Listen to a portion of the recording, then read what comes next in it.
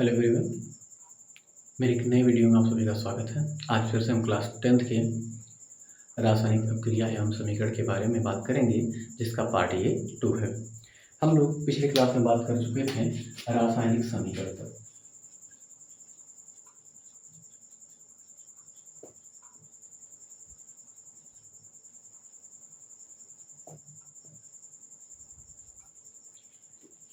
पिछले वीडियो में हम लोग बात कर लिए थे आपका रासायनिक समीकरण केमिकल इक्वेशन तक। केमिकल इक्वेशन क्या होता है एक बार हम फिर से देख लेते हैं।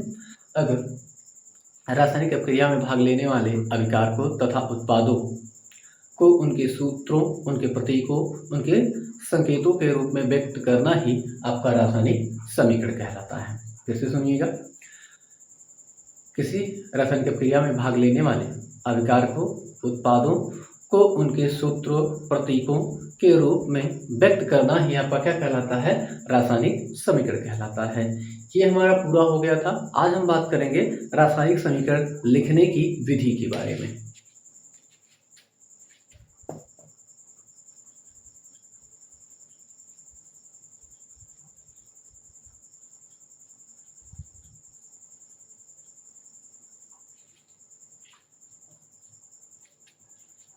आज क्लास 10 के केमिस्ट्री के दूसरे पार्ट में हम देखेंगे कि रासायनिक समीकरण को हम किस प्रकार से लिख सकते हैं।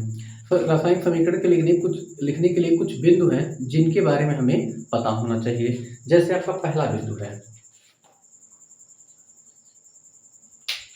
पॉइंट नंबर 1 की बात करें तो रासायनिक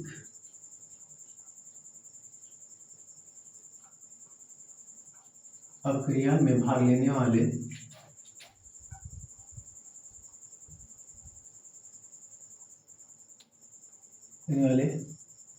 अभिकारक एवं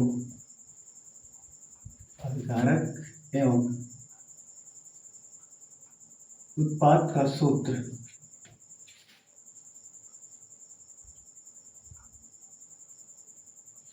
पता होना चाहिए। पहला पॉइंट ये है कि जो उसमें भाग लेने वाले आपके अभिकारक होंगे और उत्पाद होंगे, उनका हमको फॉर्मूला क्या होना चाहिए?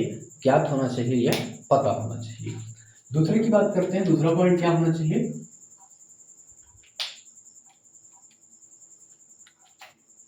सदैव तीर के, इस एरो के सदैव तीर के बाईं ओर, लेफ्ट हैंड साइड,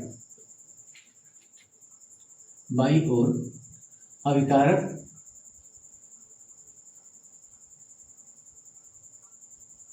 एवं राइट हैंड साइड की ओर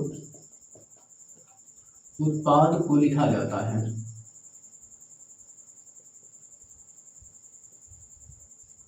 दूसरा चीज होना चाहिए, सदैव तीर के बाईं ओर लेफ्ट साइड यानी कि इस दिशा में आपका अभिकारक, और आपका राइट साइड में यानी कि इस दिशा में आपका क्या लिखा जाना चाहिए? उत्पाद को लिखा जाना चाहिए। बात समझ में आ गई? तीसरे पॉइंट की बात करते हैं, यदि अभिकारक व उत्पाद की संख्या 2 या 2 से अधिक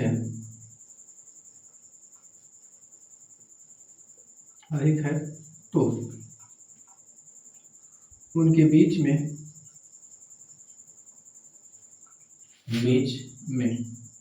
धन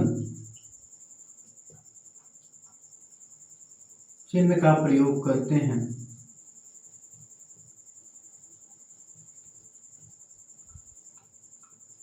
क्या करते हैं? हम धन चिन्ह का प्रयोग करते हैं। ठीक है। अगर चौथी पॉइंट में क्या याद रखनी है कि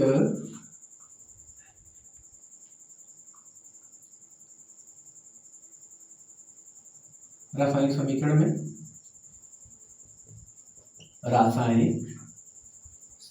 में गैसीय परमाणु को सदैव द्विपरमाणु में लिखते हैं, द्विपरमाणु के रूप में क्या करते हैं, लिखते हैं। एग्जाम्पल, अगर इसके एग्जाम्पल की बात करें तो जैसे आपका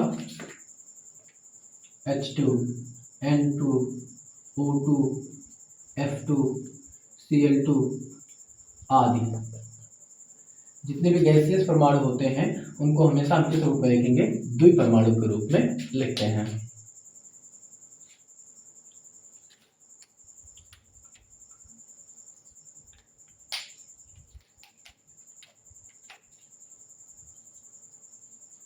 अन्य सभी को एक परमाणु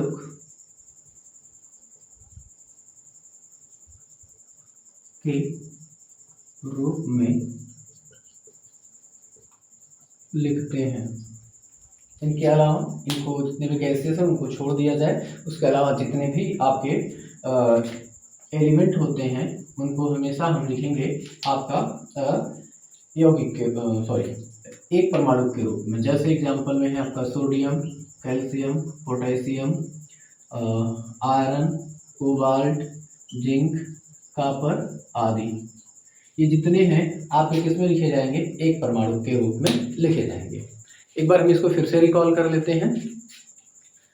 रासायनिक समीकरण लिखने के लिए हमें उसमें भाग लेने वाले अभिकारक और उत्पाद का सूत्र पता होना चाहिए। सदैव तीर के बाईं ओर मतलब इस दिशा में आपका क्या लिखा जाएगा, अभिकारक, और तीर के दाहिनी दिशा में क्या लिखा जाएगा आपका,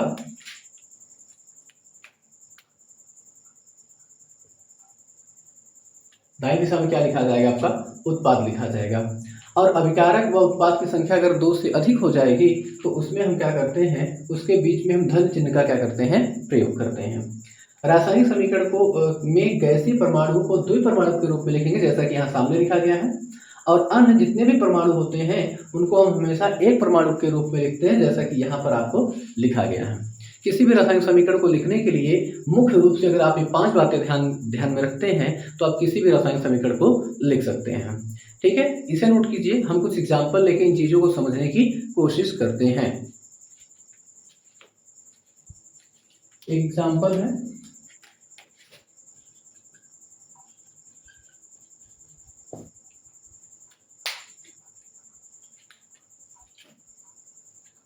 जिंक की अपक्रिया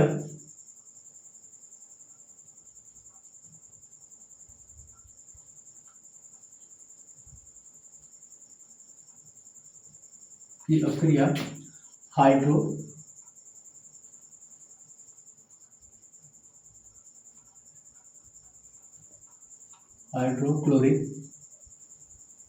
अम्ल के साथ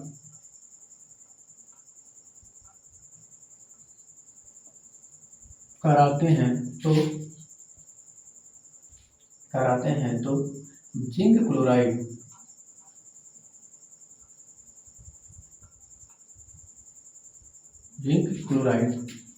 तथा हाइड्रोजन गैस प्राप्त होती है।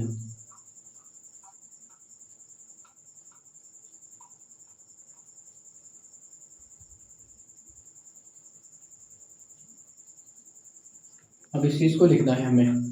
देखिए क्या है, जिंक की अपक्रिया हाइड्रोक्लोरिक अम्ल के साथ करवाते हैं तो हमें जिंक क्लोराइड और साथ में हाइड्रोजन गैस क्या होती है, प्राप्त होती है।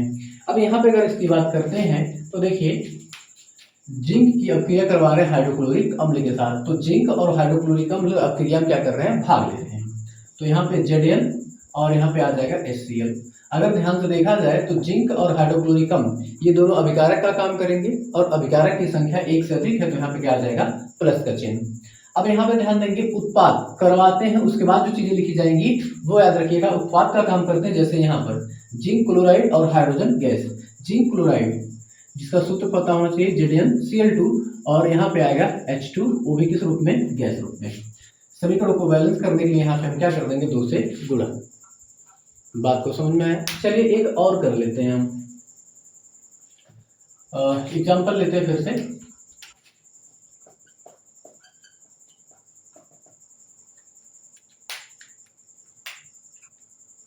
सोडियम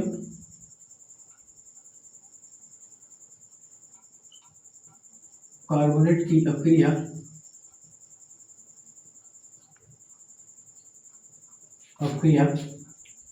कार्बन डाइऑक्साइड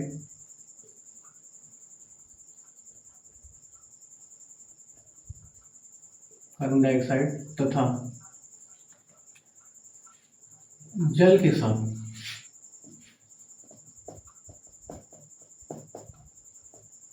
करवाने पर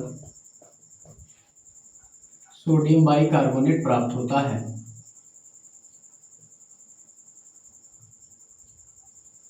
सोडियम बाइकार्बोनेट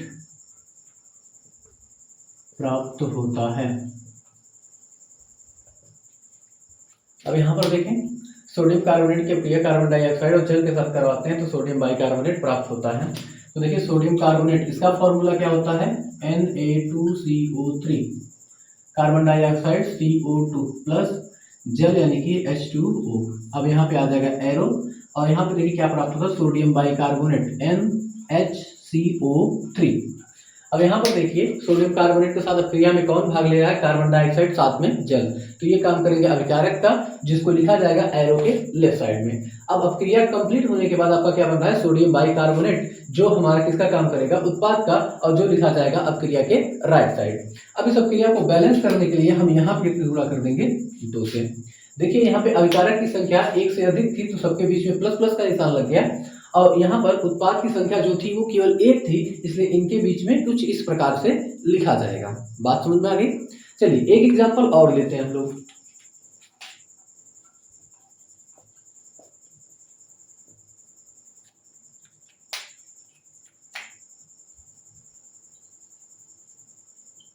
नाइट्रोजन की अपक्रिया हाइड्रोजन के साथ करवाने पर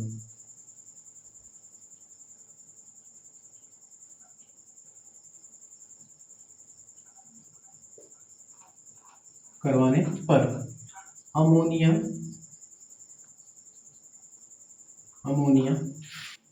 प्राप्त होती है। अब यहाँ पे इस चीज को ध्यान से देखें, नाइट्रोजन जो है ये आपका द्विपरमाणु अणु है, या कहे तो गैसीय रूप में पाया जाता है। तो जब गैस रूप में पाया जाएगा तो लिखा जाएगा N2 फिर प्लस, क्योंकि यहाँ पे अभिकारक की संख्या 1 से 2 हो गई, क्योंकि नाइट्रोजन के साथ किसकी अपक्रिया हो रही है, हाइड्रोजन की। तो यहाँ पे आपका आ जाएगा H2, और इस दोनों को जो आपस में मिलाएंगे तो यहाँ पे अमोनिया बनेगा, जो कि होता है हमारा NaHA3। अब इसको बैलेंस करने के लिए यहाँ पे 2 से गुणा करेंगे और यहाँ पर 3 से गुणा करेंगे, ये आपके रासायनिक समीकरण प्राप्त हो जाएंगे। उम्मीद करते हैं इन तीनों क्वेश्चन से आपको बातें समझ में आ गई होंगी। आप अपने बुक से और भी क्वेश्चन को क्या कर लीजिएगा, और नहीं आए तो मुझे कमेंट सेक्शन में मेंशन कर दीजिएगा, मैं जवाब देने की कोशिश से करूँगा। इसको नोट कीजिए। अब बात करते हैं रासायनिक समीकरण को संतुलित करना। देखिए रासायनिक समीकरण को संतुलित करने की 4 विधियां हैं, त्रुटि और जांच विधि, संयोजकता विधि, आयन इलेक्ट्रॉन विधि, और उसके बाद आता है आंशिक समीकरण विधि। अब ये 4 विधियां हैं, जिनमें से त्रुटि और जांच विधि जो है वो क्लास 10th में है। बाकी इसकी जो 3 और विधियां हैं वो आपके 11th चैप्टर में अपचयोपचय या रेडॉक्स रिएक्शन करके एक चैप्टर है, उसमें ये सारे के सारे हैं। हमारे क्लास 10th में जो है वो है जांच और त्रुटि विधि। इसके अलावा बाकी 3 विधियां नहीं हैं। हम बात करते हैं जांच और त्रुटि विधियों को, विधि के द्वारा हम कैसे इसको बैलेंस कर सकते हैं। ठीक है, हम इसके बारे में बात करते हैं। ठीक है, पहला नियम क्या है संतुलित करने का? पहला नियम है सर्वप्रथम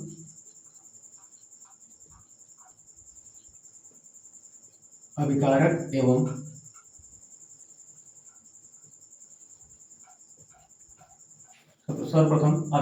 एवं उत्पाद के रासायनिक सूत्र को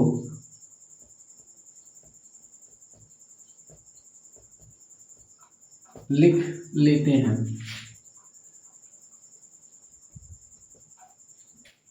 पहला काम ये करेंगे। दूसरा चीज,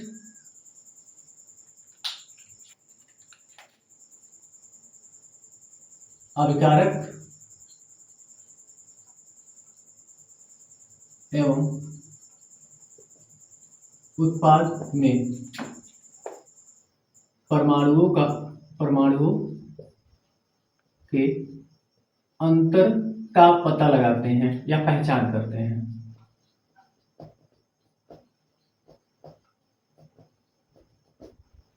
ठीक है, तीसरा, तीन ही पॉइंट में ये सारी चीजें आपकी खत्म हो जाएंगी। तीसरा क्या है कि अभिकारक या उत्पाद में परमाणुओं या तत्व की कमी होने पर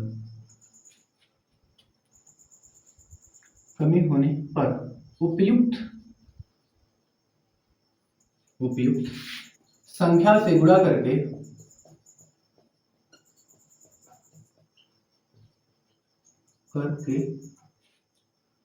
तत्वों को या परमाणु को संतुलित किया जाता है। देख लीजिए, ये इंपॉर्टेंट मेन रूप से सिर्फ इन तीन को ध्यान देना है, बाकी अदर चीजों को छोड़ दो। नियम तो बहुत सारे दे रखे हैं, बस तीन नियम को ध्यान देना। तीन में हम सीख जाएंगे किसी भी रासायनिक समीकरण को संतुलित किस प्रकार से करते हैं, और 1 से 2 क्वेश्चन हर साल 2 नंबर का क्लास 10th में पूछा जाता है। तो हम यहाँ पे सबसे पहले की बात करते हैं, जो कि हमारा एक एग्जाम्पल बात करते हैं, N2 + H2 और इसको मिला के बना दिए हम यहाँ पे NH3। अब देखो इसको दो तरीके से है। पहला एक काम करो, पहले इसको लिख करो। ठीक है, जैसे यहाँ पे अभिकारक में बात करें तो अभिकारक में नाइट्रोजन की संख्या 2 है और हाइड्रोजन की संख्या भी जो है वो हमारी कितनी है, 2 है। अभिकारक की बात कर रहे हैं। जब उत्पाद में बात करते हैं तो नाइट्रोजन की संख्या 1 है और हाइड्रोजन की संख्या कितनी है, 3 है। तो यहाँ पे देखो नाइट्रोजन कम है, जिस तरफ नाइट्रोजन कम होगा उसी तरफ किसी न किसी संख्या से गुणा करके उसको बैलेंस करने की हम कोशिश करेंगे। तो इसमें अगर हम 2 से कर दें तो 2 का नम 2, और यहाँ पे देखिए हाइड्रोजन की संख्या कम है और यहाँ पे ये इतना है, तो ये बैलेंस होगा नहीं। अगर हम इसमें 3 से गुणा कर दें और इसमें 2 से गुणा कर दें तो ये क्या हो जाएगा, आपका संतुलित हो जाएगा। तो अब याद रखिएगा, गुणा करने की बात जब आएगी, गुणा करने की जब भी बात आएगी तो एक चीज का विशेष ध्यान देंगे कि ये गुणा इसके पैर में नहीं होगा, उस संख्या से गुणा उसके ठीक सामने की तरफ होगा। जैसे यहाँ पर देखो नाइट्रोजन संख्या कितनी है, 1, इधर आपका 2 है, तो यहाँ पे 2 से गुणा यहाँ पर होगा। अब इस 2 का गुणा इसमें भी होगा, 2 का नम 2, और इस 2 का गुणा इसमें होगा, 2 3 6। अब ये यहाँ पे हाइड्रोजन की संख्या 6 हो जाएगी, जिसके लिए यहाँ पे हम फिर से कितने गुणा करेंगे, 3 से। 3 दूनी 6। बात समझ में आई? चलिए एक और देखते हैं।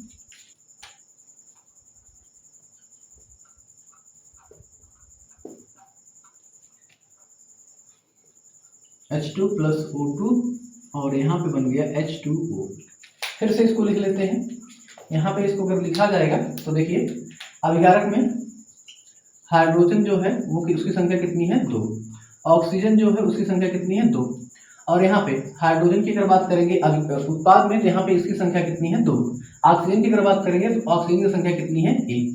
अब यहाँ पे ऑक्सीजन की संख्या कम है तो इसमें गुणा करेंगे, और गुणा करेंगे हम कितने से, 2 से। जब यहाँ पे हम 2 से गुणा करेंगे, 2 × 2, ये बैलेंस हो जाएगा, यहाँ पे कोई दिक्कत नहीं है। लेकिन जब इस 2 का गुणा यहाँ पर होगा तो इसके बाद 2 का गुणा यहाँ पे होगा तो हाइड्रोजन की संख्या बढ़ जाएगी। तो इसको बैलेंस करने के लिए हम पुनः हम क्या करेंगे, हाइड्रोजन में 2 से गुणा करेंगे। अब यहाँ पर देखिए 2 से यहाँ पे मल्टीप्लाई होगा, ठीक है। यहाँ पे गुणा होने के पश्चात ये ऑक्सीजन क्या हो जाएगा, बैलेंस। लेकिन इसका गुणा इस 2 में हाइड्रोजन में फिर से होगा, 2 दूना 4, तो यहाँ पे हाइड्रोजन संख्या 4 हो जाएगी, तो इसका गुणा हम फिर से 2 से यहाँ पे कर देंगे, तब जाके ये रासायनिक समीकरण क्या हो जाएगा, संतुलित हो जाएगा। बात समझ में आई? इसको नोट कीजिए, हम और एग्जाम्पल करते हैं। क्वेश्चन फिर से देखते हैं हम, जो कि है हमारा कैल्शियम हाइड्रोक्साइड, और इसकी क्रिया कर दी जाए आपका सोडियम हाइड्रोक्साइड के साथ, नहीं इसके साथ ना करके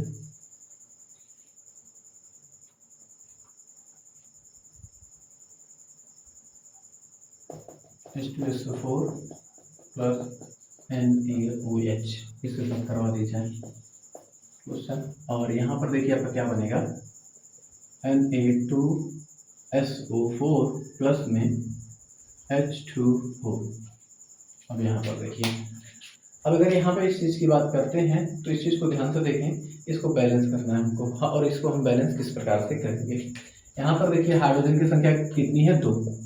ये अभिकारक लिख रहे हैं पहले। सल्फर कितना है आपका, 1। और ऑक्सीजन कितना है इधर, 5, नहीं ये 3 है, ये हो गया हमारा। और सोडियम की संख्या कितनी है हमारी, 1 है। ये अभिकारक को लिख लिए। अब उत्पाद की बात करते हैं। सोडियम हाइड्रोजन कितना है आपका, 2 और 2 सिर्फ, ठीक है। और यहाँ पर देखिए सल्फर की बात करता है तो 1 है। सोडियम की अगर बात करता है तो सोडियम की संख्या 2 है। और यहाँ पे ऑक्सीजन की बात करता है तो ऑक्सीजन कितना है, 3 है। तो ध्यान से देखा जाए तो हाइड्रोजन की संख्या और साथ में ऑक्सीजन की ऑक्सीजन नहीं, सोडियम की संख्या जो है वो दोनों कम और ज़्यादा है। तो हम यहाँ पे सबसे पहले उसी को बैलेंस करेंगे। जैसा कि अगर हम यहाँ पर देखें तो सोडियम की संख्या यहाँ पे कितना कम है, यहाँ पे 2 है और यहाँ पर 1 है। तो यहाँ पे हम कितने से गुणा कर देंगे, 2 से। जब इस 2 का गुणा होगा तो सोडियम में होगा, ऑक्सीजन में होगा और सीधे हाइड्रोजन में भी होगा। तो 2 × 2 और 2 आपका ये हो जाएगा। और इस 2 का गुणा यहाँ पर भी होगा, 2 × 2। तो इसको बैलेंस करने के लिए हम यहाँ पर गुणा कर देंगे, ठीक है। बस रासायनिक समीकरण संतुलित हो जाएगा। बात समझ में आए। चलिए एक और करते हैं।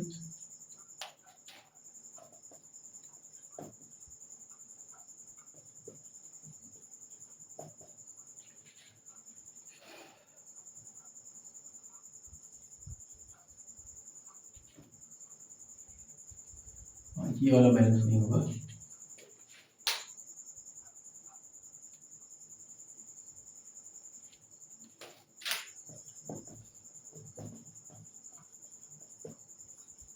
देखिए इसको जब बैलेंस करेंगे हम तो ये क्या होगा आपका, यहाँ पर ये रिएक्शन बन जाएगा LSO4 का थ्राइस और यहाँ पे आपका आ जाएगा H2, ये आपका आ जाएगा।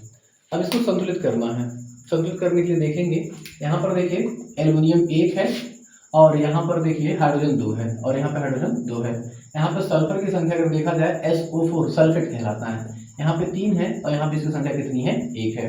तो देखो इधर ज़्यादा है इधर कम है, तो इसको बैलेंस करने के लिए हम यहाँ पे क्या कर लेंगे, 3 से गुणा। अब 3 से गुणा करने पर सल्फेट की संख्या तो इस तरफ और इस तरफ बैलेंस हो जाएगी, लेकिन यहाँ पे हाइड्रोजन की संख्या क्या कर गई, बढ़ गई। तो अब इसका मल्टीप्लाई हम यहाँ करेंगे, जिससे यहाँ पे हाइड्रोजन की संख्या भी क्या हो जाएगी आपकी, बराबर। बात समझ में आई, ठीक है।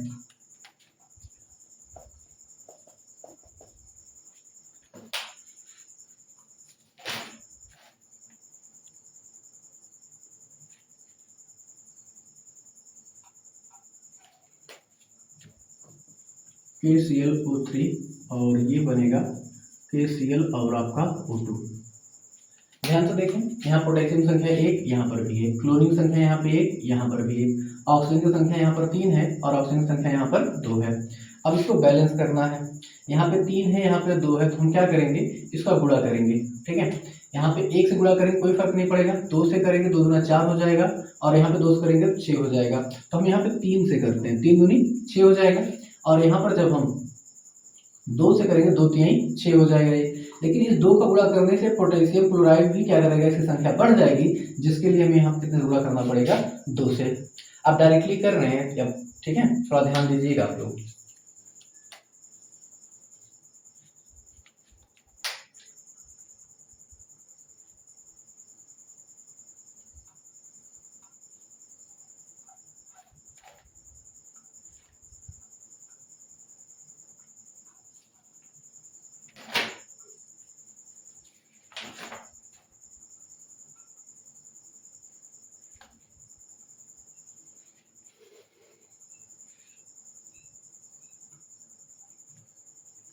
अब यहाँ पे भी रिएक्शन है AgCl और यहाँ पे जब इसको हम अब क्रिया करवाएंगे तो ये हो जाता है Ag और साथ में Cl2।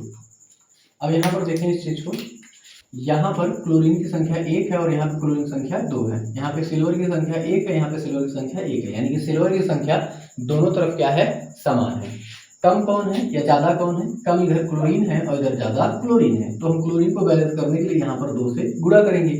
जब यहाँ पे 2 से गुणा करेंगे तो यहाँ पे क्लोरीन तो बैलेंस होगा, लेकिन इसका गुणा इस सिल्वर में भी होगा। जब इसका गुणा सिल्वर में भी होगा तो इसको बैलेंस करने के लिए हम यहाँ पर भी कितने गुणा कर देंगे, 2 से। उम्मीद करते हैं 4-5 से एग्जाम्पल से ये बातें आपको समझ में आई होंगी। आज का जो वीडियो है हम यहीं पे समाप्त करते हैं, मिलते हैं आपसे अगले वीडियो में। तब तक के लिए बाय बाय। अगर चीज़ें आपको समझ में आए तो मेरे चैनल को सब्सक्राइब और लाइक और अपने दोस्तों के साथ शेयर जरूर कीजिएगा। धन्यवाद।